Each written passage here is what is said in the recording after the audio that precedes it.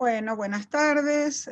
Soy Irene Weiss, para los que no me conocen. Soy bióloga por la Universidad de Buenos Aires, ecóloga por la Oregon State University, y después hice un posgrado internacional en evaluación de impacto ambiental en la Universidad Autónoma de México. Y hoy tengo el placer de charlar con una colega, con otra bióloga, Claudia Garbizo, que va a contar una experiencia hermosa de vida y donde está trabajando, en el que yo trabajé ahí también hasta que me jubilé, en el Centro de Información y Formación Ambiental, el CIFA, que es una institución que depende de la Agencia de Protección Ambiental, Ministerio de Ambiente y Espacio Público del Gobierno de la Ciudad de Buenos Aires. Y hoy está transformado en el Paseo Ambiental del Sur, que es una obra maravillosa para que puedan visitar y hacer un montón de actividades gratuitas.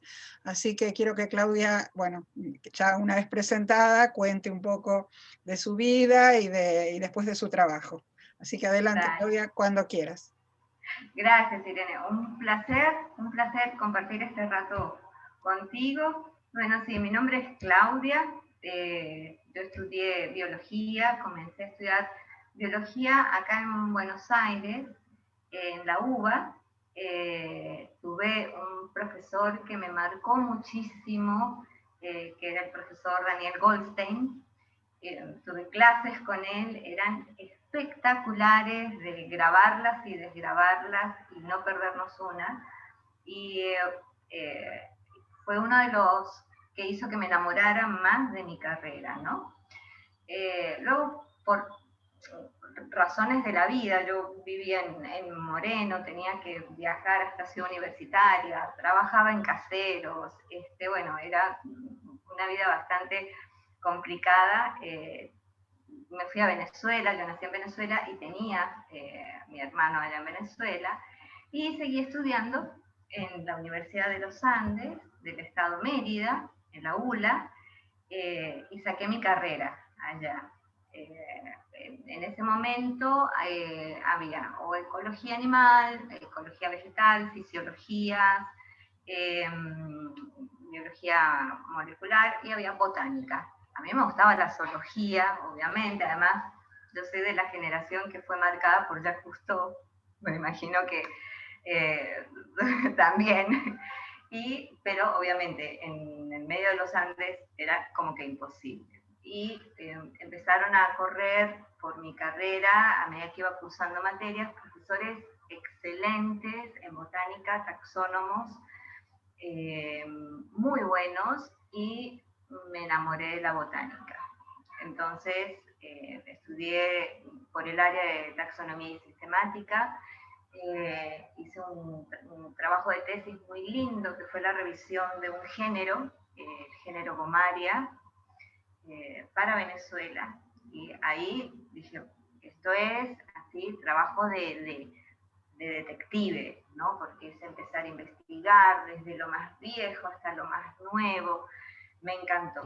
Contá un poco qué tipo de planta es, porque por ahí los que escuchan no saben lo que es la bomaria. La bomaria en Ecuador, por ejemplo, la llaman granate, ¿sí? Es una trepadora, es una planta que tiene unas patitas y crece en las selvas nubladas o los bordes en donde hay un bosque nublado y de repente hay una carretera o hay un blanco en el bosque, ¿sí? Hay un gap.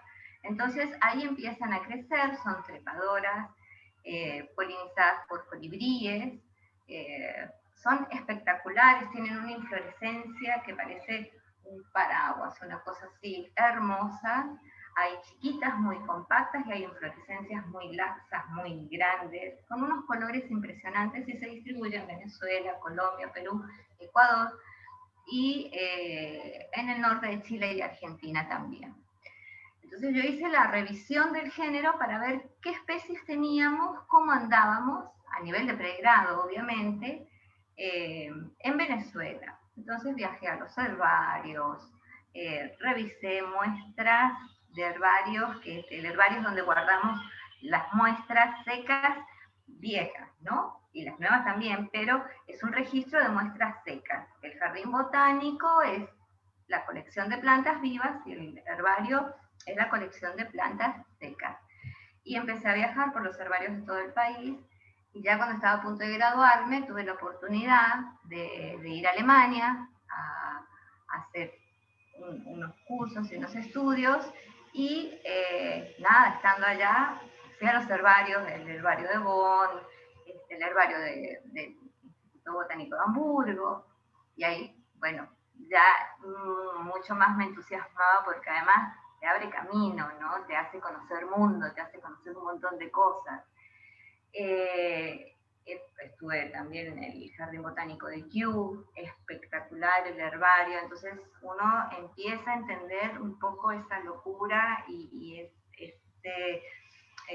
cómo quedaban hipnotizados los naturalistas, los expedicionistas que venían y veían el trópico con toda su exuberancia y toda la vegetación con toda su exuberancia, las ilustraciones, bueno. Luego regresé a Venezuela y empecé a trabajar en el Jardín Botánico de Mérida, pero ahí me pasó algo muy maravilloso, que es que yo tenía un montón de herramientas botánicas y científicas y metodológicas, y el Jardín Botánico estaba comenzando a abrir su programa de educación ambiental en ese momento, y me di cuenta de que había mucho que informar, mucho que divulgar, mucho que dar a conocer. Entonces, yo dije, bueno, le dije a la gente que trabajaba conmigo, a mis colegas, que habían sido mis profesores y mis compañeros de clase también, ustedes investiguen, que yo cuento a la gente. Yo le echo el cuento a la gente de qué es lo que pasa. Y así empezó mi camino por la educación ambiental, en un lugar que es un jardín botánico, el de Mérida, de la Universidad de los Andes, que está a 1.500, 1.700 metros, y en una ciudad en donde 1 hora y media hacia arriba tenemos páramo, con 5.000 y pico de metros, y 2 horas hacia abajo estamos a nivel del mar. Entonces, todas las zonas fitogeográficas estaban ahí mismo, al alcance. Maravilloso. Un montón de corregiones, un montón de corregiones presentes. Qué bárbaro, genial. Tal cual, o sea, nos faltaban los médanos de Coro, nos faltaban los tepuyes, nos faltaba la costa del mar Caribe, porque el estado Mérida hacia el lago de Maracaibo, y la verdad que era una maravilla estudiar botánica y zoología, ecología en esa zona. Es espectacular, porque tienes absolutamente todo. Y así empezó todo, el jardín botánico se iba conformando, se iba fortaleciendo, se iban abriendo jardines temáticos y había que empezar a divulgar de selvas nubladas, bosques caducifolios, bromeliario. El tema de las bromelias es apasionante, y empezaron a venir escuelas y cada vez eran más. Por supuesto, como siempre en todos los jardines botánicos, poca gente, mucha demanda, porque es así, como siempre, el investigador que está entre formular un proyecto, conseguir recursos y que los proyectos tengan un componente científico, un componente social, un componente de conservación. Y bueno, con el director y la directora trabajábamos mucho en eso, hasta que en un momento dado se hizo una cosa enorme, porque tuvimos primero el programa educativo del Jardín Botánico de Mérida, que se llama SELVA. SELVA quiere decir Sembrando los Valores Ambientales. Luego tuvimos un proyecto muy bonito, que es el proyecto Páramo Andino, junto con Ecuador, Colombia y Perú, en donde se hacía todo un trabajo de territorio para delimitar algunos sectores en los páramos afectados por la agricultura, por el ganado, en un trabajo en donde se capacitaba a la población, se trabajaba con las escuelas, se trabajaba con las comunidades y se proponía que cada dueño de tierras deje un espacio virgen o protegido, sobre todo donde había humedales, o vestigios de bosques de polilepis, de arbolitos muy típicos de altura, de corteza rojiza, todos retorcidos, no sé cómo le llaman acá los polilepis. En Chile sé que hay. Sería como, Bueno, tal vez como los arrayanes, serían los arrayanes. no, son árboles O sea, bajitos. no el arrayán porque es típico de acá de la Patagonia, pero digo algo parecido con las ramas así Exacto, retorcidas. sí, son típicos exactamente, son típicos de los bosques de las zonas andinas, que son bosques bajos, achaparrados todos, con ramas todas despeinadas, como yo le decía a los chicos. Sí. Y Bueno, rojizas, así color y ladrillo. rojizas, un rojizo espectacular. Entonces la idea era que ellos tuvieran espacios en donde se conservaba eso, ¿no? Podían tener su ganado o su cultivo, pero esos espacios como puntos de corredores y de protección, sobre todo de humedales. ¿Por qué? Porque como ocurre en todas las zonas andinas de todo el continente y de todos lados, las zonas montañosas, el agua que consumimos en la ciudad es el agua que viene ¿de dónde? Del deshielo, de la montaña y de las nacientes de los ríos. Entonces era fundamental empezar a trabajar con ellos todo el aspecto de contaminación de agua por agroquímicos, empezar a concientizar, y a nosotros nos tocaba las escuelas con las maestras que hoy en día aún en esas zonas las maestras rurales de los páramos son líderes, son personas que marcan pauta, ¿no? ¿Y son como también descendientes de los pueblos originarios de la zona o no? Sí, sí. sí. Claro, tienen una fortaleza espiritual enorme. Sí, sí, yo viví esa experiencia en México, algo parecido, sí. Tal cual, tal cual. En México ocurre igual. Y además mucha conexión, porque tienen mucho sentido de pertenencia con su tierra, porque su tierra es la Pachamama, la que les da de comer, la que le da agua, y además tienen una vinculación muy grande con todos los aspectos mitológicos, religiosos. Hay mucha sincretización.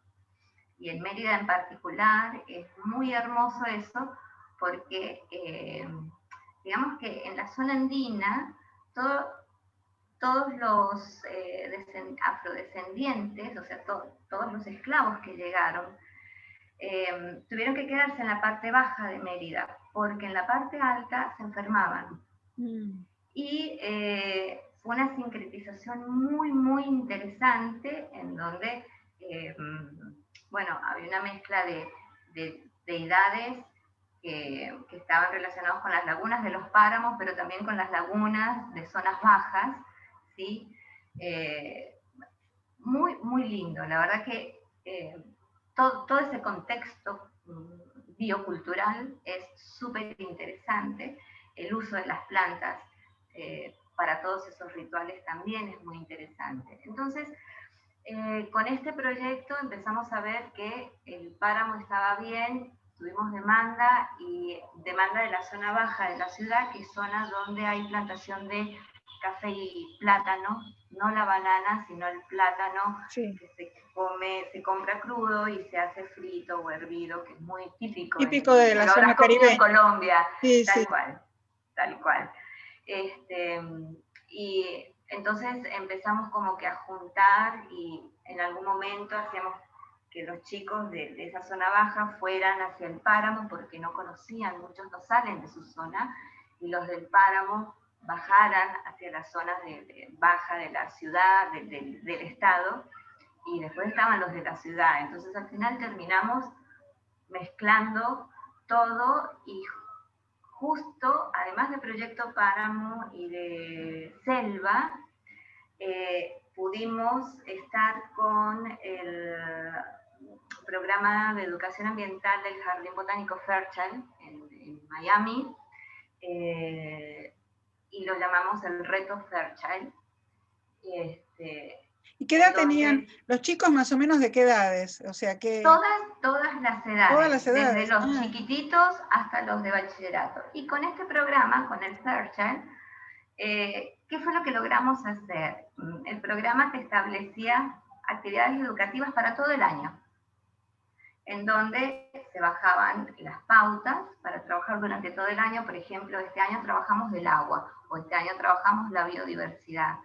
y los docentes tenían actividades que las podían relacionar con matemáticas, física, química, ciencias naturales, literatura, ajustadas a la currícula, ¿no?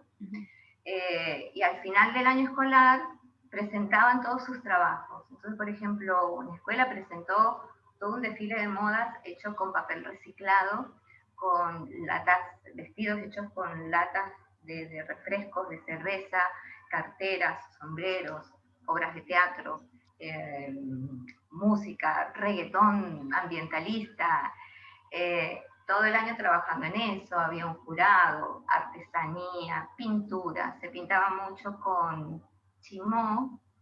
El chimó es un derivado del tabaco, es como una pasta, entonces lo usaban como pintura marrón, algunos utilizaban tintes naturales, otros hacían cuentos, otros trabajaban con herbarios de plantas utilitarias o medicinales, ¿no? Era abierto. Es genial cuando el arte, a mí que me encanta el arte, cuando el arte te sirve para, bueno, vos lo experimentaste en el curso, ¿no? De juegos que estuvimos juntas hace unos días en el curso. La verdad que cuando el arte te sirve para educar ambientalmente, para educar en ciencias en general, es maravilloso cualquier manifestación del arte, desde canciones, teatro. Yo me acuerdo cuando mi hija, que ahora tiene 30 y pico, mi hija del medio, que siempre desde chiquita que fue, digamos así, una actriz nata, ¿no? Que ahora es una actriz profesional, egresada del que era el Conservatorio de la Ciudad, que era la EMAD, la Escuela Metropolitana de Arte Dramático. Cuando ella estaba en preescolar, yo escribí una obra de teatro infantil, para que en algún momento, si querés, te puedo contar. Después lo publiqué, hice otras 3 más y lo publiqué se llama Ecohistorias para contar y teatralizar. O sea, se pueden contar para chicos de preescolar y los primeros años del primario, ¿no? Y se pueden, nosotras las mamás nos disfrazamos de árboles, de animales. ¿De qué te disfrazabas? Bueno, yo fui un árbol. Pero la verdad que salió espectacular la obra, les encantó. Fue la obra de fin de curso cuando los chicos egresaron de preescolar, o sea, a los 5 años, ¿no? Y es maravilloso porque lo que estos chicos hoy, que ya son adultos, y algunos ya son papás, se acuerdan de esa, pues mi hija tiene amigos de esa época del colegio, de la primaria, del jardín de infantes, que hicieron todo el colegio primario juntos. Y cuando me dicen, yo me acuerdo, le digo, pero ¿cómo te acordás? Tenía 5 años, sí, me acuerdo de la obra de teatro que vos escribiste, porque yo primero hice toda una introducción. O sea, lo que te quiero decir con esto, no para ponerme de ejemplo yo, que cualquier manifestación artística que tenga que ver con algo que les pueda enseñar ciencias, es fabuloso. Y a veces no se asocia, no hay un cruzamiento entre la gente, ¿viste? Es difícil, yo creo que a veces los programas de educación están como muy sesgados, ¿no?, a ciertas actividades. Y sin embargo, cuando uno le da al docente las herramientas mínimas, el docente explota en creatividad, porque además tiene una formación muy importante en todo lo que es creatividad. Le faltan las herramientas, sobre todo en el área de ciencias. Tal cual. Y yo, por ejemplo, recuerdo que había una zona donde había muchas escuelas en diferentes niveles altitudinales, diferentes pueblitos, y había un docente que estaba en todas las escuelas, eran como 5, entonces él iba en moto y a veces tenía salones con 3 chicos o 4 chicos, porque es un solo salón con los chicos que llegan, y por abajo tenía escuelas de repente con 25, 30 o 40 chicos, ya más estructuradas en grados. Pero él iba con su moto, iba juntando los trabajos y llegaba a la ciudad, parecía Papá Noel en moto, con la bolsa llena y nos poníamos a ver, y era impresionante cómo estaban aplicando los conceptos básicos de educación ambiental, de ambiente, o sea, lo básico que deben aprender: cuidado del agua, del ambiente, de la tierra, sobre todo el reciclado, el no generar basura o residuos en todas las áreas, en todas, en la poesía, en el teatro, en la música, artes plásticas. Bueno, eso fue realmente maravilloso. Nosotros comenzamos con 300 chicos un año y llegó un momento que hubo un año que tuvimos 4.000 participantes de diferentes escuelas. Obviamente éramos poquitos y estábamos todo el año dedicados a eso, pero luego dijimos, no, acá falta algo. Entonces, como los biólogos somos así, siempre no nos quedamos con lo poquito, siempre vamos por más. Y dijimos, en el jardín botánico falta algo y falta la inclusión.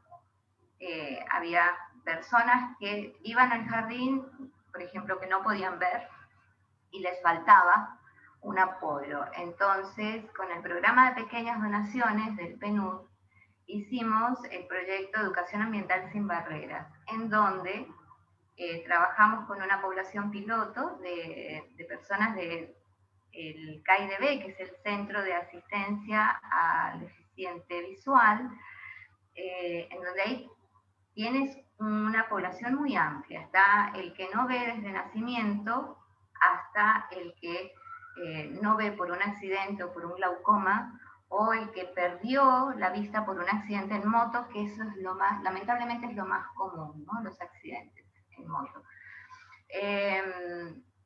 Y como ya teníamos a través del programa Selva un grupo de educación especial que venía todos los miércoles al Jardín Botánico y tenía sus actividades ahí con educación especial y trabajaban huerta, los incorporamos. Entonces, no nos dábamos cuenta, pero estaba tomando una magnitud enorme, porque teníamos educación especial, teníamos personas con problemas visuales, y de repente, no sé cómo fue realmente, sí sé cómo fue, pero salió solo, incorporamos un componente con personas que no pueden escuchar. En un momento fue tan increíble ver en las capacitaciones que dábamos, porque además el objetivo era que desarrollaran sus huertas en las escuelas o en las casas, que tengan un oficio, que se sensibilicen con la biodiversidad de la zona, pero además darle voz y visualizar esa población que muchas veces tiene problemas para tener un lugar en la sociedad, ¿no? Y en un momento yo estaba viendo todo y decía, hay un profesor, nos acompañó un profesor, perdón, que él quedó sordo a los 5 años, es profesor de maestro, y le enseñaba a un jardinero cómo podar, pero al mismo tiempo le estaba enseñando a una persona que no veía y la lengua de señas se la hacía en las manos, ¿no? Era una cosa espectacular, realmente. Y veíamos cómo se engranaba todo, ¿no? Cuando uno da esas herramientas y da el espacio, empieza a engranar todo. Entonces veías que muchos chicos de educación especial eran los ojos de los que no podían ver, o era la comunicación del que no podía hablar, por ejemplo, y no sabía leer los labios. Y ahí empezamos a hacer material educativo en botánica básica, partes de la flor, y en biodiversidad, y en huerta, y en aves, tuvimos un componente de aves, todo con material adaptado a ellos. Entonces trabajábamos, sí, por ejemplo, con cañas de bambú, hacíamos en relieve la silueta de un tero, que allá también hay, el tero se distribuye en Sudamérica, en alto relieve. El material lo probaron todos ellos nos decían cuál era el mejor, según el tacto, según la textura, y entonces teníamos los libros de bambú, los llamábamos, que era el bambú con la cabeza, el cuerpo, el pico, donde contábamos por qué tenía ese pico y por qué tenía esas patas, para caminar dónde y para comer qué. Lo mismo con el azulejo, los gorriones, un colibrí o una garza, que era lo que veíamos en el jardín o escuchábamos en el jardín. ¿Y todo eso después vos lo pudiste aplicar acá en el Centro de Información y Formación Ambiental? No, todavía no. Todo eso siguió funcionando ya. Yo me vengo en el 2016, quedó todo eso funcionando, quedaron 2 personas ciegas, también como voluntarios, como guías, ¿sí? Con todo el material educativo y divulgativo. Quedó la escuela de ciegos dotada con una huerta y material, y el jardín botánico con una batería de cosas para ese tipo de visitas guiadas con poblaciones con ciertas características y particularidades. Yo me vengo en el 2016 y empiezo a trabajar en el Centro de Información y Formación Ambiental, en el área de educación ambiental, que luego pasó a ser gerencia de gestión urbano-ambiental, y justo en esa época se hace el Paseo Ambiental del Sur. Y el Paseo Ambiental del Sur es en el mismo CIFA, queda en Villa Soldati. Ahora cuando contemos un poco para la gente que por ahí, sí. Yo tengo algunos suscriptores que no son de la Argentina inclusive, Okay. No solo de Buenos Aires, es un barrio que está en el sur de la ciudad de Buenos Aires, limita con el Riachuelo, que es el límite sur.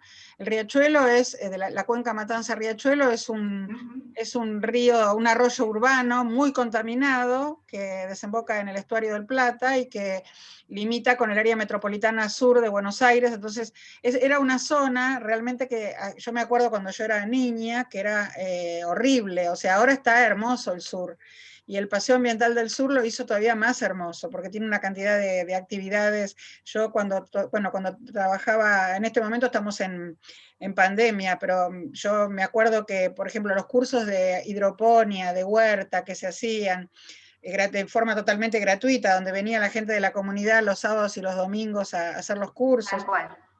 Algo maravilloso, recoger la verdura fresca de esos cultivos hidropónicos, ¿no? Que se cultivan sin tierra. No sé si seguirán sí. haciéndolo. Y con los paneles solares, que fue una cosa totalmente novedosa en el gobierno de la ciudad. Fue el primer edificio público del gobierno de la ciudad de Buenos Aires con paneles solares para alimentar, no daba para las computadoras y toda la parte interna, pero para alimentar la parte externa del edificio, toda la iluminación externa. Y con principios de arquitectura sustentable. Tal cual. No sé si seguirá ahora en pandemia, si la hidroponía sigue ahora en pandemia. Sí, mira, ahora, como para ubicar a los que nos están escuchando, el Paseo Ambiental del Sur pertenece a la Agencia de Protección Ambiental, ¿no? De la Secretaría de Ambiente. Y está localizado en el CIFA, que es un bracito de la APRA, de la Agencia de Protección Ambiental. El CIFA es el Centro de Información y Formación Ambiental. Entonces ahí se hizo ese recorrido, ese paseo ambiental, que no es grande, es algo relativamente modesto o pequeño comparado con el Jardín Botánico Taís, por ejemplo, que son espacios mucho más amplios, pero se refleja todos los ejes que trabaja la Agencia de Protección para el cuidado del medio ambiente, en el marco de cambio climático, ¿no? Entonces, ese recorrido, en el marco de cambio climático, tiene postas o paradas en donde hay panelería informativa, cartelería informativa, y está compostaje, viveros de producción de hortalizas, viveros de producción de nativas, una pequeña parte del camino en donde tenemos árboles nativos rioplatenses, que era la vegetación originaria de la zona antes de que se desarrollaran las ciudades, la ciudad y del avance y de la degradación de la tierra, ¿no? Y luego tiene un área de huerta urbana con principios de permacultura y todo es orgánico, y un área de energías renovables, ¿no? En el área de energías renovables es donde hay aerogeneradores, paneles solares fijos de los grandes y flexibles que van en la fachada de las paredes, y está abierto al público en condiciones normales sin pandemia, con cita previa, Uno manda un mail y tales días hay visitas para los vecinos o gente de cualquier comuna de la ciudad, de la provincia también, y vienen escuelas. Nosotros hasta el 2019, antes de que comenzara todo este tema de la pandemia o sindemia, recibimos alrededor de 16.000 chicos el último año. Tenemos un equipo de guías formidable, y bueno, venían las escuelas en la mañana y en la tarde, y los chicos pueden ver cómo compostar, cómo reproducir por semillas las hortalizas, conocer los árboles nativos, cuáles eran, y conocer los distintos modelos de huerta, porque la huerta que está en el PAS tiene distintas propuestas para la ciudad y además tiene hidroponía. Entonces, de esta manera, uno dice, bueno, yo puedo desarrollar mi huerta, producir mis hortalizas en un departamento con un balcón, con buena irrigación. Algunas plantas puede tener, otras no, pero el que tiene jardín también puede aprender a incorporar plantas nativas para enriquecer la biodiversidad. Y tenemos distintos, como es tanta información, tenemos distintos recorridos temáticos para las escuelas. De hecho, tenemos uno relacionado con laboratorio, que es el de pigmentos naturales.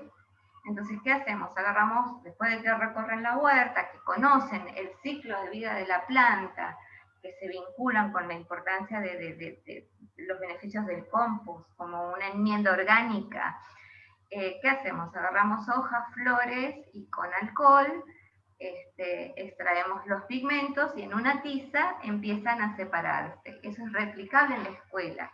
Muchas veces el docente no lo puede hacer en la escuela, y eso te da pie a, si es de bachillerato, empezar a hablar un poco de física, si estás entre tercer año, primer año, séptimo grado, los principios de la fotosíntesis, de la respiración, y además vincular a la gente con la naturaleza y picarlos para que hagan la huerta en su escuela, además.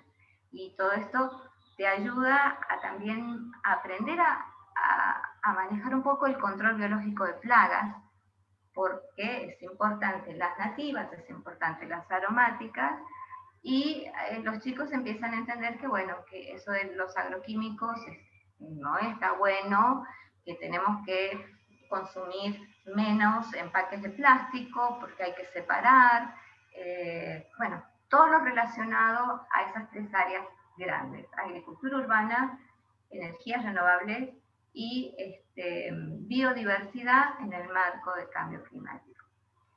Ahora, con el tema de la pandemia, estuvimos el año pasado dando charlas para algunas escuelas, aquellas que se podían conectar. Estuvimos trabajando con adultos mayores también. ¿Por Zoom o presencial? Por Zoom. Por Zoom. Todo por Zoom. Tuvimos que adaptar todas nuestras actividades, como todas todo. por Zoom, como la todo. vida.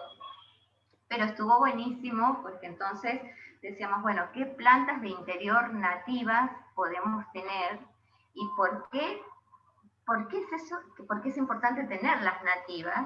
¿Y por qué es importante empezar a hablar de un arbolado urbano con árboles nativos?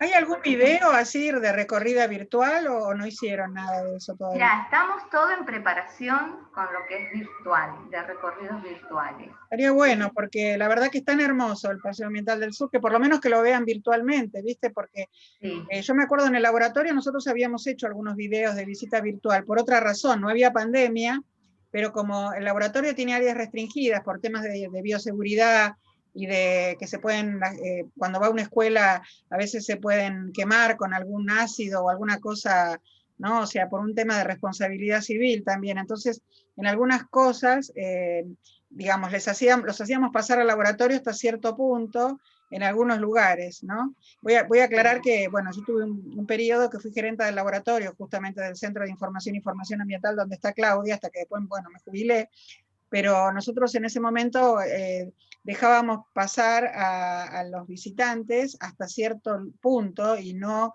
digamos, donde están los aparatos de alta resolución, Claro.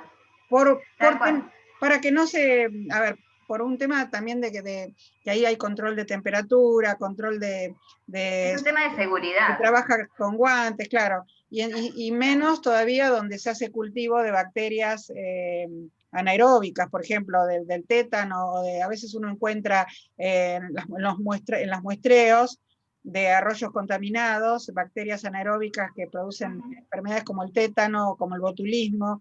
Entonces, todos esos cultivos están en un área restringida, bajo una campana dentro de un cuarto especial, entonces a esos lugares, por supuesto, la gente no entraba.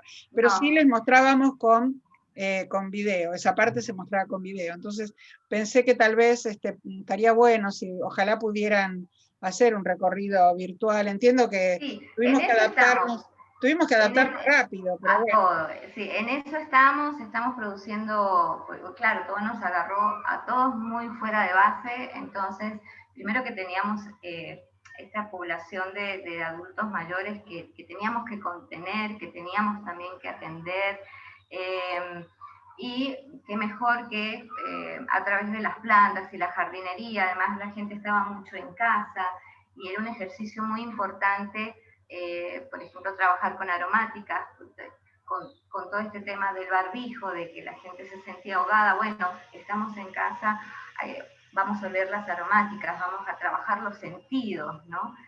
Siempre, siempre aplicando todo lo que uno conoce en educación y en didáctica y pedagogía, que se aplica a todas las edades y a todos los grupos. Entonces, estuvimos en eso, estamos trabajando en recorridos virtuales.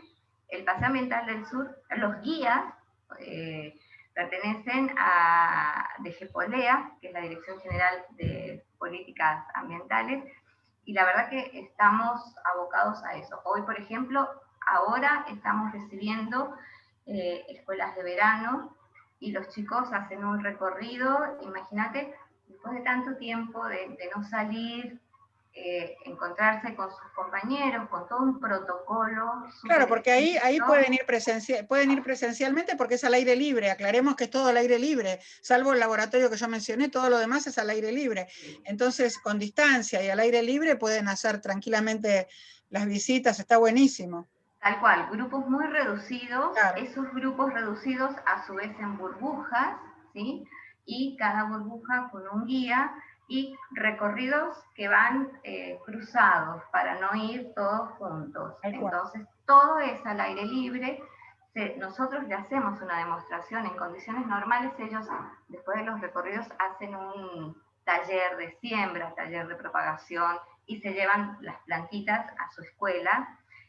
O hacen dibujos. Hemos recibido también grupos de educación especial que trabajan con huerta, porque además es terapéutico todo eso, y luego hacen ilustraciones, hacen pinturas, y se llevan sus pinturas, y uno puede analizar e interpretar la percepción de ellos, ¿no? De lo que han visto y lo que han sentido.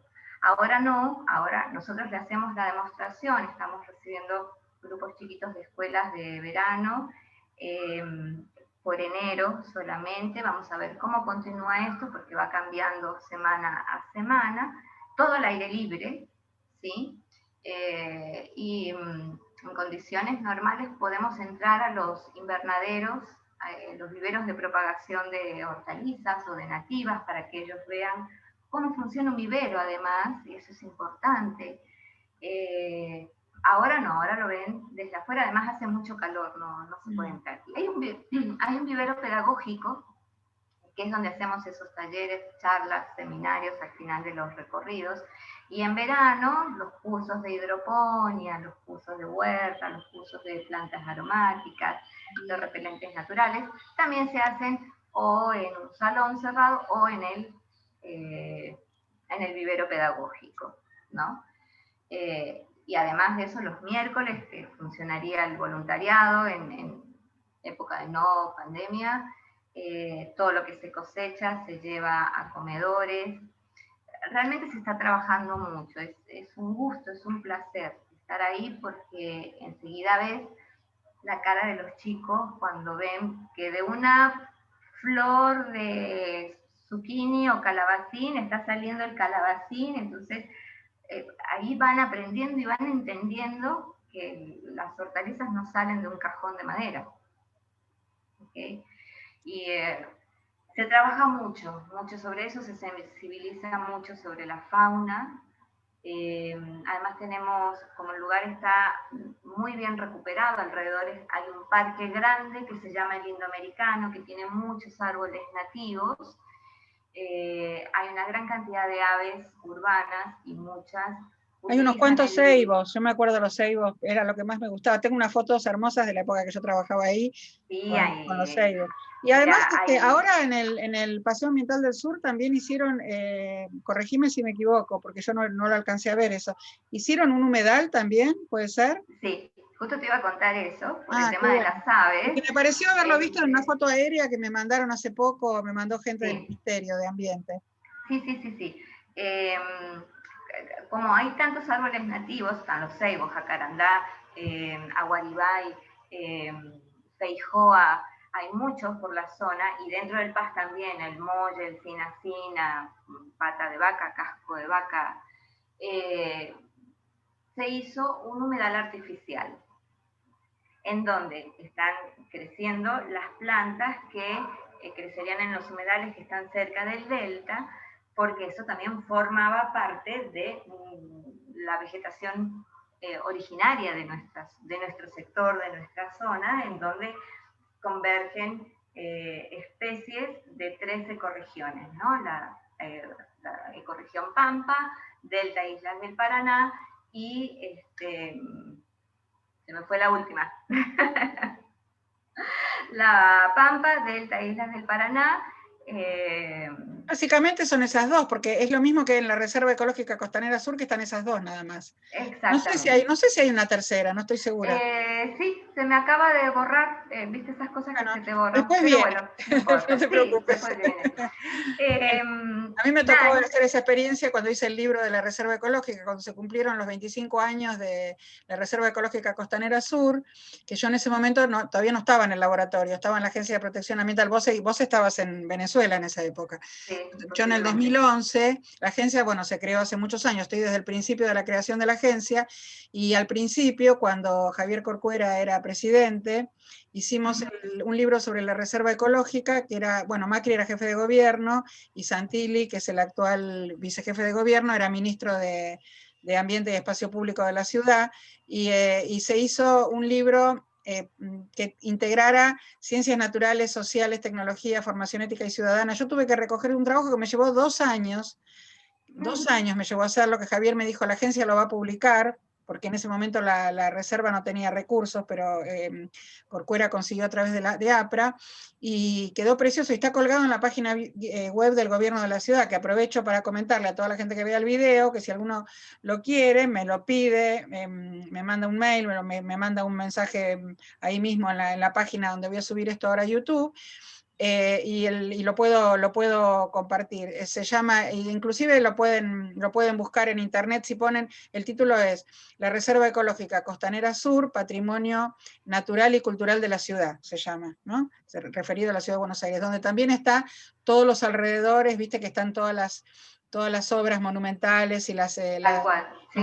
Bueno, está todo la parte de arte, porque yo no quise escatimar, hasta le puse todas las obras artísticas que hay alrededor de la reserva, y en las 12 ecorregiones, todas las actividades educativas que se pueden hacer ahí. Entonces Espinal era la otra. ¿Cómo? Espinal. Claro, bueno, esa vez en el Costanera Sur no está. No existe porque es otro ambiente que fue, digamos, creado artificialmente cuando se depositan los sedimentos, cuando se hacen las autopistas urbanas, que depositan los sedimentos ahí y le van ganando terreno al río, más todo el barro del canal de acceso al Río de la Plata cuando digamos, se draga. Todo eso hizo que con el abandono era el balneario de la ciudad de Buenos Aires cuando yo era chica, en los años 60, y cuando se contamina el agua, que se prohíbe el baño ahí, quedó abandonado, y la naturaleza hizo lo suyo. Entonces el agua, el aire y el viento, digamos, trajeron y los animales trajeron las semillas, ¿viste? Las biocóricas, las hidrocóricas, las anemocóricas, o sea, las transportadas por el agua, por los animales y por los vientos, y se depositaron y así empezaron los ceibales, todo, los alisos de río, Tal cual, todo. sí. Y eso trajo las aves, y bueno, y todo eso, entonces Sí. yo lo que hice fue juntar un montón de folletos que había sueltos de ONGs como Fundación Vida Silvestre Argentina, Aves Argentina, la Fundación Ambiente y Recursos Naturales, Greenpeace, todo suelto, y hacer un libro con todo eso que hiciera que la educación ambiental fuera totalmente transversal, que un poco cuando vos contabas la actividad que vos hacías en el Jardín Botánico allá en Mérida, me acordaba un poco a todos los inicios de cuando nosotros hicimos todas estas actividades diseñadas en la Reserva Ecológica, ¿no? Que después resultaron en el libro. Yo te diría que todas estas experiencias, que tomes nota, porque sería bueno después publicarlo. Sería bueno publicarlo, aunque no se pudiera conseguir, como en este caso, bueno, yo tuve la suerte que consiguieron los recursos para hacer libro de papel, que es un libro muy caro porque tiene desde papel de 80 gramos, ilustración a 4 colores de más de 100 páginas, es carísimo, y se hizo solamente una cantidad de ejemplares para las escuelas públicas de la ciudad, pero después toda la gente que fue a la presentación del libro, que coincidió con los 25 años de la Reserva Ecológica, como dije antes, a esa gente se le dio la misma versión que está colgada de la página web, solo que en vez de ser la versión estática en un PDF, una versión dinámica, donde las páginas uno las puede ir corriendo, las puede ir moviendo, y bueno, a la gente se le dio un CD, digamos, ¿no? En ese momento, bueno, todavía se usaba CD para la computadora, ahora creo que las computadoras ya ni Algunas no tienen, algunas no tienen. Sí, pero, hay pero está bueno, mucha y se colgó información. de la página web, entonces lo que pueden hacer ustedes, no necesitan ningún recurso, es escribirlo, diseñarlo, que es bastante sencillo, hay montones de programas y tutoriales en internet, y lo suben a la página web directamente para que las escuelas lo puedan bajar. Sería buenísimo que pudieran Sí, tener justamente toda esa ahora experiencia. estamos trabajando en eso, ahora con videos, con una galería de fotos, de la mano con Escuelas Verdes también, ¿no? Claro. Y sí, y en todo ese background de temáticas, entonces está la de los humedales, porque además lo que te comentaba, como estamos rodeados de tanta vegetación, es una zona muy verde a pesar de que estamos en la ciudad de Buenos Aires, es un pulmón, esto es un oasis. El humedal del Paz es como también un punto de parada de muchas aves que luego van al lago Lugano, que es un sector. La reserva es un ambiente recuperado. Exactamente, que está como a 25 cuadras más o menos. Y quiero aclarar que cuando vos decís PAS, es Paseo Ambiental del Sur. Paseo Ambiental Lo aclaro del Sur. porque hicimos la aclaración de lo que significa CIFA y lo que significa APRA, Centro de Información y Información Ambiental, Agencia de Protección Ambiental, pero no aclaramos que PAS es Paseo Ambiental del Sur, o sea, para que se entienda. Nosotras lo entendemos, pero lo tiene que entender el que nos escucha, el que nos ve. Eso. Pero entonces es súper interesante porque hemos visto, yo he hecho registros fotográficos de los macacos, de garzas, de patos, de, bueno, un montón de aves que utilizan el humedal del Paz, del Paseo Ambiental del Sur, que es un humedal artificial que tiene una parte que está siempre húmeda y una parte que eventualmente se seca o no, como se comportarían en condiciones normales muchos o algunos de los humedales.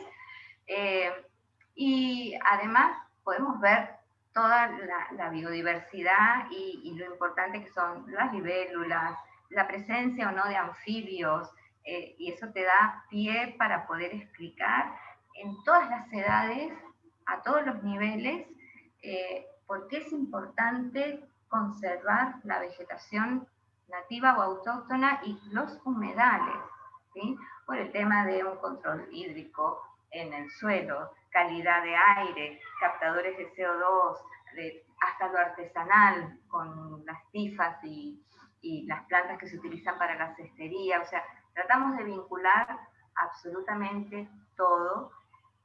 Por eso es que tenemos visitas temáticas, porque es demasiado, y muchas, eso está bueno, porque creo que todo centro educativo, no importa, o de investigación que tiene una parte educativa, tiene que dar esa posibilidad de no agotar el lugar con una sola visita. tiene que permitir que ese grupo o esa escuela pueda ir y pueda siempre aprender o ver algo nuevo, ¿no? No agotarlo, porque hay mucho para decir, y sobre todo ahora, en este momento tan crítico, que para mí es una crisis ambiental, todo lo que estamos pasando, ¿no? Desde hace tiempo, pero ahora como que le tocó a todo el mundo por igual. Siento que los biólogos y ecólogos y mucha gente más hemos estado dando voces de alarma mucho tiempo.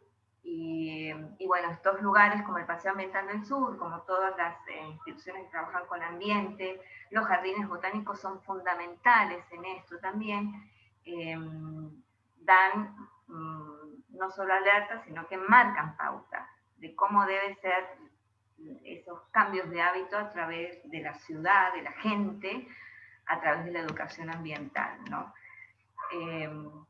Por eso es que como bióloga, cuando me choqué con la educación ambiental, dije, bueno, esto es lo mío, y tengo esas herramientas de entender de qué están hablando mis colegas y de ver qué es lo que necesita escuchar la gente y cómo lo necesita escuchar, ¿no? Eso es fundamental, porque en general lo que le pasa a la mayor parte de nuestros colegas es que están tan absorbidos por el lenguaje, la jerga que solemos utilizar, que no tienen las herramientas de comunicación, de divulgación científica. A mí me pasó algo parecido a lo que te pasó a vos. O sea, yo tuve un periodo de mi vida en que fui investigadora científica así rígida, digamos, ¿no?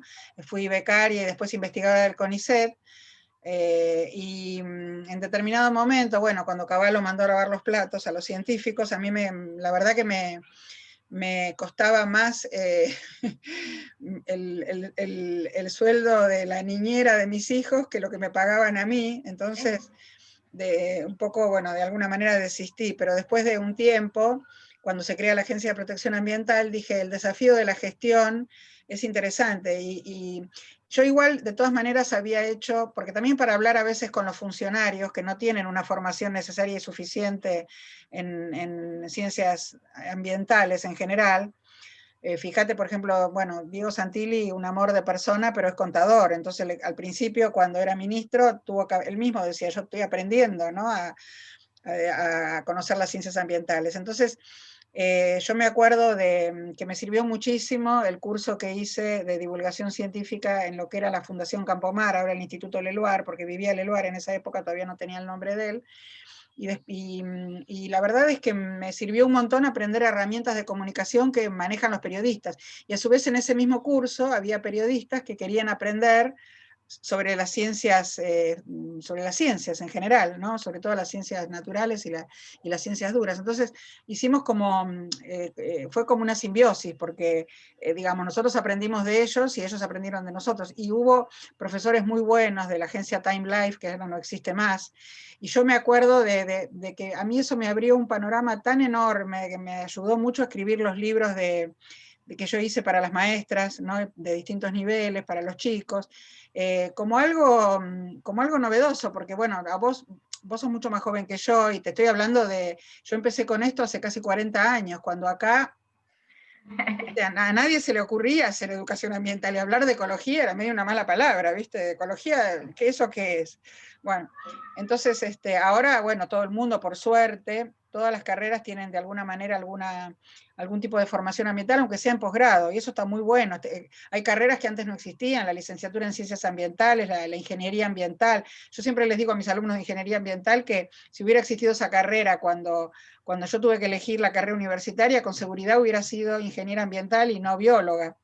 Lo que pasa es que yo no tuve opción. Por eso me tuve que estudiar ecología afuera, porque antes era inimaginable. Era raro. Sí, pero sí, ahora, no, viste, no todo el mundo quiere saber, y las maestras les encanta, y además, bueno, hoy tenemos la biblioteca en casa, más allá de la pandemia, tenemos la posibilidad de recurrir a Internet, a Google, que es una biblioteca fabulosa. O sea, yo tenía que ir a las bibliotecas a buscar el material que me interesaba. Bueno. Llenar la ficha para sacar el libro, te lo prestaban por un tiempo, después lo tenías que volver. Pero, ¿sabes, Irene, que hay algo que para mí es fundamental y que todos los que trabajamos en educación ambiental o en educación en general, no debemos perder de vista que el proceso de concientización y educación tiene que ser constante y gradual, porque si no a veces nos encontramos con que la gente tiene miedo de los nombres técnicos, que en realidad no son técnicos, es llamar las cosas por su nombre.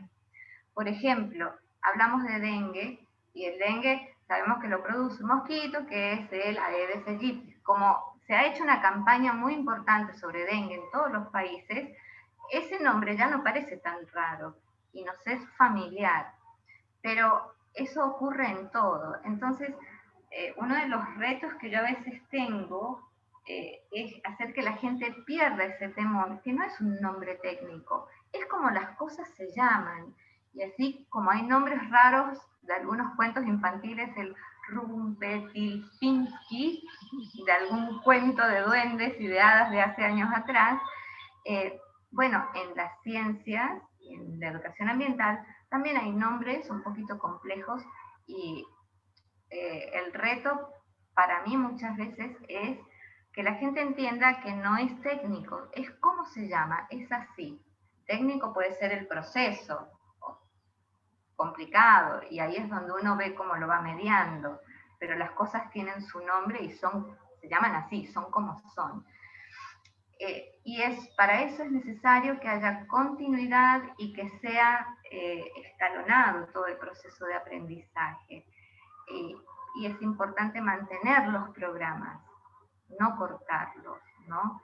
Eso creo que son, y además el presupuesto son los retos más importantes que tenemos los que trabajamos y permitir en que educación los ambiental. docentes se capaciten. Vos sabés que yo participé hace muchos años atrás, existía un programa que se llama, primero fue el programa, el PIE con doble I, Programa Integral de Igualdad Educativa, y después el FOPI, el Fortalecimiento del Programa Integral de Igualdad Educativa. Yo participé de las dos etapas, porque me convocó la gente de la Facultad de Filosofía y Letras, de Ciencias de la Educación, que en realidad ellos tienen muchas herramientas didácticas y pedagógicas, pero no conocen nada de contenidos ambientales.